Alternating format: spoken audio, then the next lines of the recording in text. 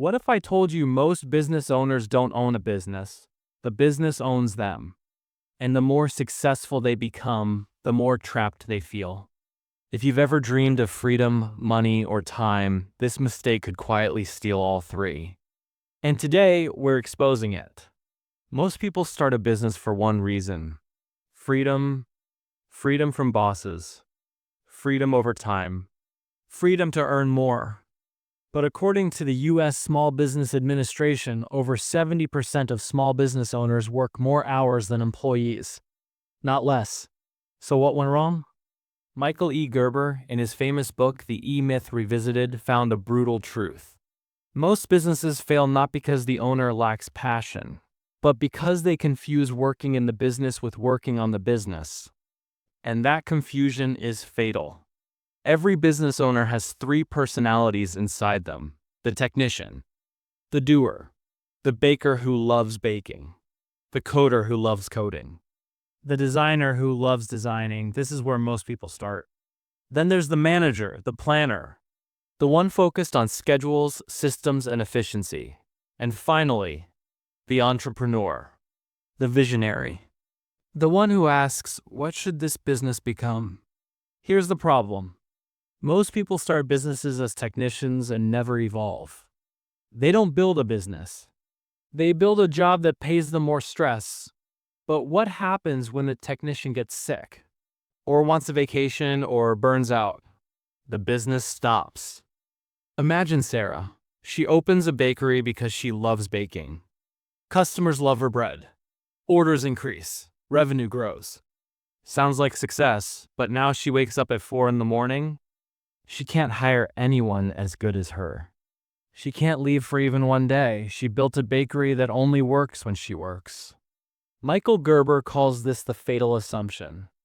If you understand the technical work of a business, you understand a business that does that work.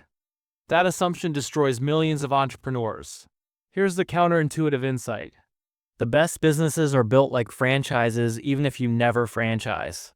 Michael Gerber studied companies like McDonald's. Ray Kroc didn't build the best burgers. He built the best system to make burgers consistently. At McDonald's, the system matters more than the worker. Anyone can be trained. The business runs without genius. That's the secret. So how do you escape being the bottleneck without losing quality?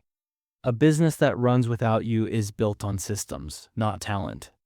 A system is simply the way we do things here. Instead of asking, how can I do this better, ask, how can this be done without me? This is why Amazon runs without Jeff Bezos packing boxes. Apple runs without Steve Jobs alive. Starbucks runs without the founder making coffee. Because the system is the hero, not the person. Now look at what happens when systems fail. In many founder-centric companies, when the founder leaves, culture collapses. Execution drops. The company declines. Because everything lived in one person's head. No documentation, no repeatable process. No systems. That's not a business. That's a dependency. Here's the uncomfortable truth. If your business can't run without you, you don't own a business. You own a very demanding job. So how do you build a business that runs without you? First, write the business playbook. Document how sales happen, how customer service works, and how problems are solved. Even if it feels slow, this creates freedom. Second, design for an average person. Never build a system that requires brilliance. Build it so a normal person can follow it, mistakes are hard to make, and quality stays consistent. Third, promote yourself out. Your goal is not to do the work. Your goal is to train, improve systems, and think long-term.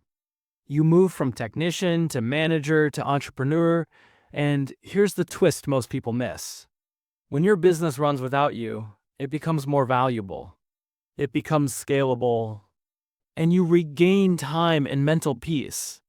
According to Harvard Business Review, businesses with strong systems sell for higher multiples than founder-dependent ones. Because buyers don't want you. They want predictable results.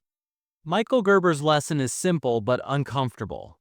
The purpose of a business is not to give you work. It's to give you freedom. If your business collapses when you step away, it's time to stop working harder and start building smarter. Because the ultimate success isn't making money inside your business.